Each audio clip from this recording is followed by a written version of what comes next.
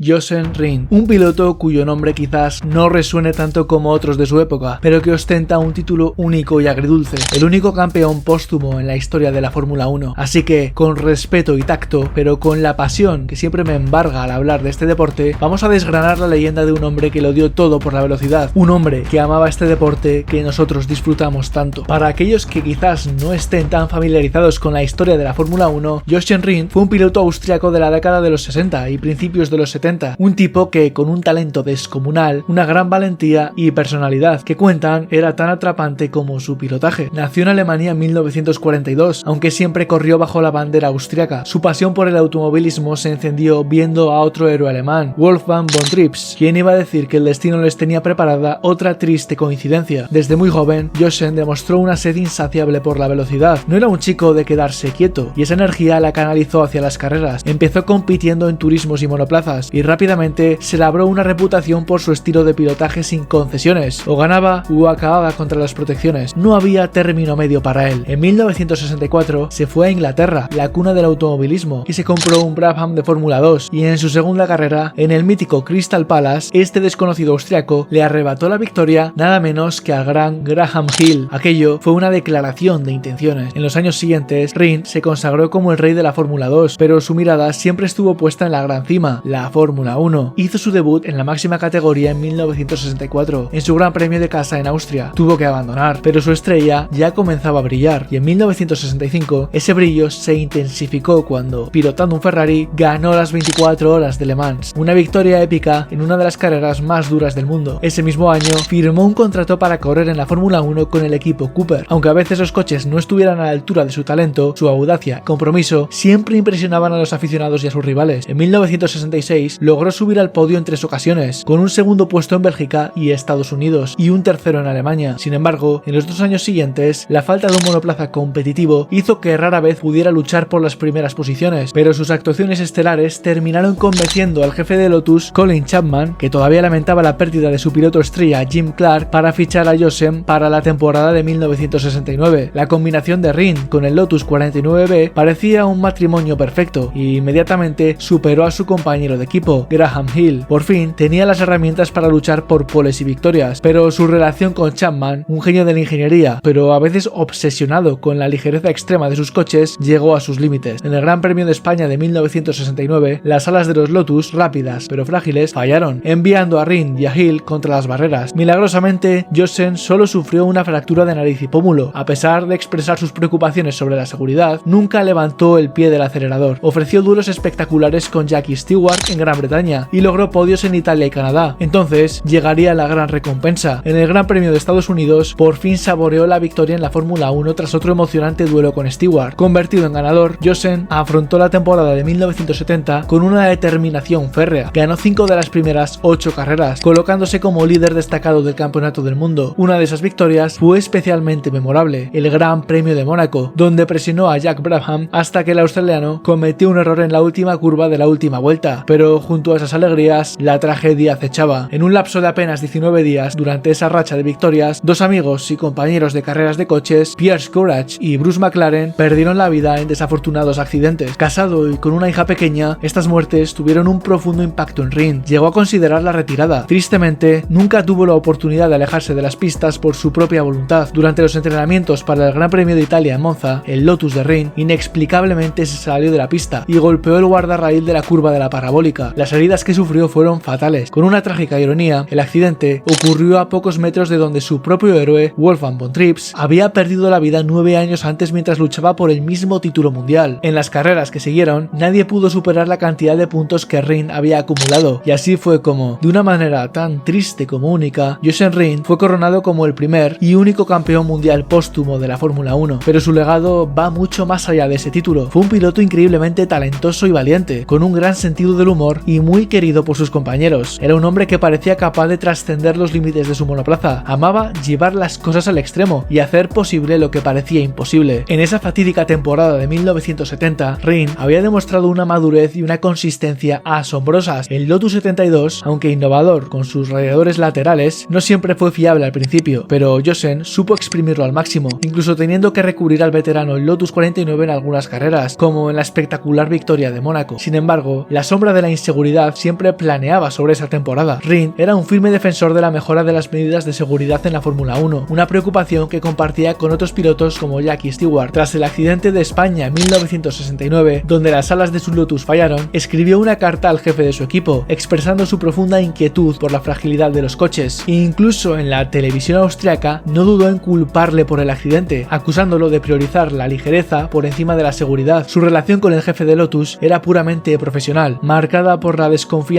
en lo que respecta a la integridad de los monoplazas. La temporada de 1970 estuvo marcada por la pérdida de amigos, primero de Bruce McLaren, fallecido en un test de Goodwood. Poco después, durante el Gran Premio de Holanda en Zandvoort, su amigo Piers Courage murió en un terrible accidente. Este último golpe afectó profundamente a Rindt, quien le prometió a su esposa Nina que si ganaba el campeonato se retiraría de las carreras. Irónicamente, la carrera de Hockenheim, donde Rindt logró una victoria crucial, se disputó en lugar del peligroso Nürburgring, precisamente por las demandas de seguridad de pilotos como el propio Rindt. En Monza, para buscar la máxima velocidad en un circuito de alta velocidad donde las alas se consideraban un estorbo, el equipo Lotus decidió quitarle los alerones al coche de Rindt. Su compañero de equipo, John Miles, se negó a pilotar el coche sin alas, aterrorizado por su inestabilidad. Rindt, sin embargo, aceptó. Durante los entrenamientos, al acercarse a la rapidísima curva de la parabólica a casi 320 km por hora, los frenos de su Lotus fallaron. El impacto contra el guardarraíl fue brutal. En una época donde la seguridad no era la prioridad que es hoy en día, Rindt solo llevaba puestos 4 de los 5 puntos de su cinturón de seguridad, quizás con la intención de poder escapar rápidamente en caso de incendio. Trágicamente, en el momento del impacto, se deslizó de su asiento. Tenía solo 28 años. Hoy en día, el nombre del piloto austriaco quizás no sea tan conocido por las nuevas generaciones de aficionados a la Fórmula 1, pero para los que vivieron esa época o a los que nos gusta estudiar la historia de este deporte, Jochen Rindt es mucho más que un nombre en una lista de campeones. Es un símbolo de una era donde el peligro era una constante, donde las medidas de seguridad no eran una prioridad y los pilotos se podían considerar auténticos héroes que arriesgaban sus vidas en cada curva. Su título es un recordatorio sombrío del alto precio que a veces se paga por la gloria en la Fórmula 1, pero más allá de la tragedia, debemos recordarle por su talento excepcional, su valentía sin límites y su lucha por la seguridad en un deporte que entonces era mucho más salvaje. Su legado perdura. Es un campeón para siempre grabado en la memoria de la Fórmula 1. Ahora os toca a vosotros. Quiero saber vuestra opinión. ¿Qué os ha parecido esta historia? ¿La conocíais? Hablando de falta de seguridad en Fórmula 1, os invito a ver conmigo un vídeo de días que cambiaron la Fórmula 1, especialmente en materia de seguridad. Nos vemos en el vídeo que aparece ahora en pantalla. Un saludo.